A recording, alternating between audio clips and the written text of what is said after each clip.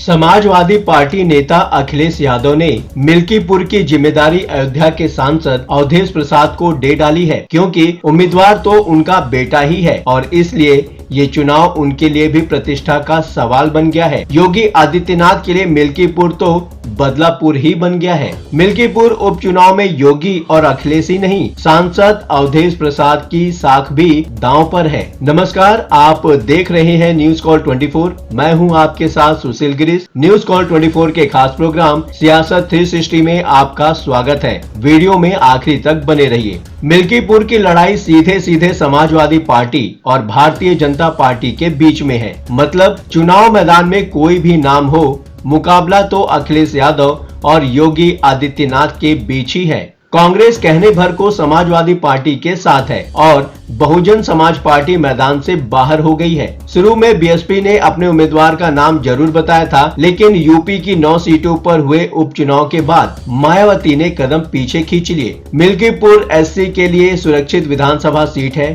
Samajwadi party के विधायक रहे अवधेश प्रसाद के फैजाबाद सीट से लोकसभा सांसद बन जाने से खाली हुई इस सीट पर अब 5 फरवरी को मतदान होने जा रहा है। मिल्कीपुर में भी चुनाव 9 विधानसभा सीटों पर हुए उपचुनाव के साथ होना था, लेकिन 2022 में बीजेपी उम्मीदवार रहे बाबा गोरखनाथ की याचिका अदालत में लंबित होने के कारण चुनाव आयोग ने भी होल्ड कर लिया था। बाबा गोरखनाथ के याचिका वापस लेने के बाद ही चुनाव का रास्ता साफ हो पाया है और अब 8 फरवरी तक नतीजे भी आ जाने की संभावना है। ऐसे में जबकि बेटा चुनाव लड़ रहा है और समाजवादी सांसद को राष्ट्रीय स्तर पर अयोध्या के सांसद के रूप में अखिलेश यादव के साथ साथ राहुल गांधी ने भी प्रोजेक्ट किया है, मिल्कीपुर उपचुनाव से अवधेश प्रसाद की भी प्रतिष्ठा जुड़ गई है, जिससे उनकी भी साख दांव पर लगती है। वीडियो में आगे बढ़ें उससे पहले आप न्यूज कॉल 24 के इस चैनल को सब्सक्राइब कर लें ताकि आपको सभी नोटिफिकेशन समय पर मिलता रहे।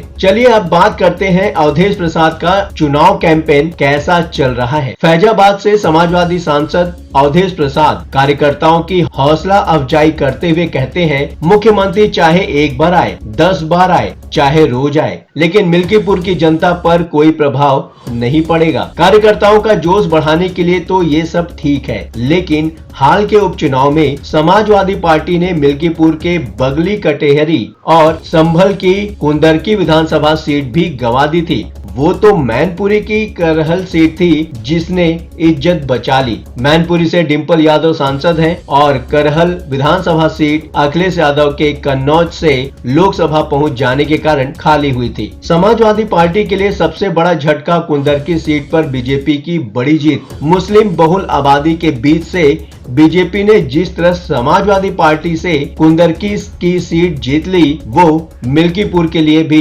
खतरे का संकेत है। अवधेश प्रसाद कह रहे हैं 2027 के चुनाव का रास्ता मिल्कीपुर से ही निकलेगा। यहाँ से एक संदेश जाएगा कि 2027 के चुनाव में बीजेपी का सफाया होगा और अखिलेश यादव के नेतृत्व में उत्तर प्रदेश में समाजवादी पार्टी की सरकार बनेगी। अयोध्या और राम मंदिर में दर्शन के सवाल पर भी अवधेश प्रसाद अपने नेता से 2 कदम आगे दिखाई पड़ते हैं। कहते हैं, मेरा तो पूरा परिवार राममय है। मेरे पूर्वजों का नाम राम से ही शुरू होता है। मेरे बाबा का नाम, मेरे पिता का नाम, मेरे मामा का नाम और मेरे ससुर के नाम के आगे और पीछे भी राम लगा हुआ है, लेकिन बीजेपी के किसी नेता के नाम के आगे या पीछे राम नहीं है। अवधेश प्रसाद कहते हैं, अपवाद छोड़ दिया जाए तो 1-2 नेताओं के नाम के आगे और पीछे राम हो सकता है, यहाँ तो पूरा राममय है। हम सौभाग्यशाली हैं कि मेरे बाबा से लेकर पिता और ससुर तक सबके नाम के आगे और पीछे राम का नाम लगा हुआ है। हमारे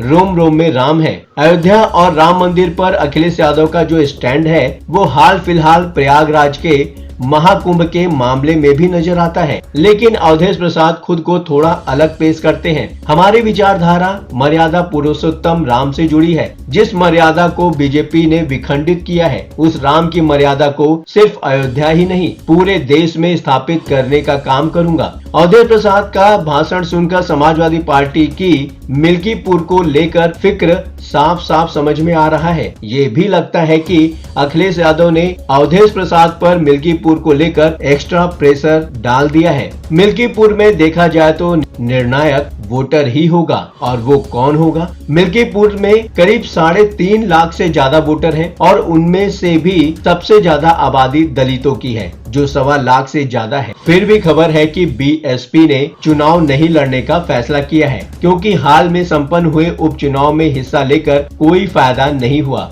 और अब मायावती की नजर दिल्ली विधानसभा चुनाव पर जा टिकी है। मिल्कीपुर के लिए काफी पहले मायावती ने राम गोपाल कोरी के नाम का ऐलान किया था, जो 2017 के विधानसभा चुनाव में तीसरे स्थान पर थे, लेकिन अब बीएसपी नेतृत्व का इरादा बदल गया है। समाजवादी पार्टी अवधेश प्रसाद के बेटे को उम्मीदवार बनाने के साथ साथ पीडीए फॉर्मूले के हिसाब से आगे बढ़ रही है। दलित वोट के अलावा मिल्कीपुर में रिपोर्ट्स के अनुसार 55,000 यादव, 30,000 से ज्यादा मुस्लिम वोट हैं। पीडीए से इतर देखें तो करीब 60,000 ब्राह्मण, 30,000 क्षत्रिय, 50,000 कोरी, चौरसिया, पाल और मौर्य वोटर हैं। 2017 विधायक रह चुके बाबा गोरखनाथ को 2022 के विधानसभा चुनाव में 90,500 वोट मिले थे, लेकिन 13,000 वोट कम पड़ जाने से वो अवधेश प्रसाद से हार गए थे। तब अवधेश प्रसाद को 1,03,000 वोट मिले थे। वोटों के समीकरण के हिसाब से सपा उम्मीदवार अजित प्रसाद भारी जरूर लगते हैं, लेकिन दलित वोट तो उसी बिरादरी से आने वाले उम्मीदवारों में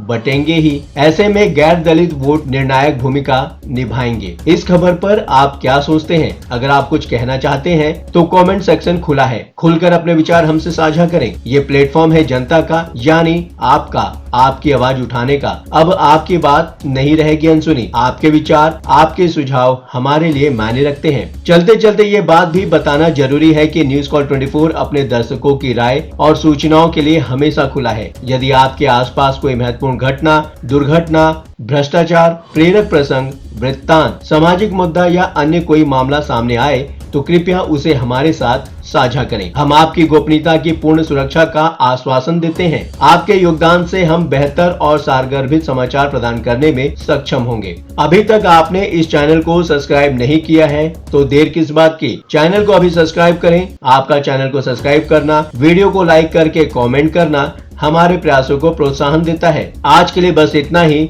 लगातार खबरों के लिए बने रहिए न्यूज़ कॉल 24 के साथ।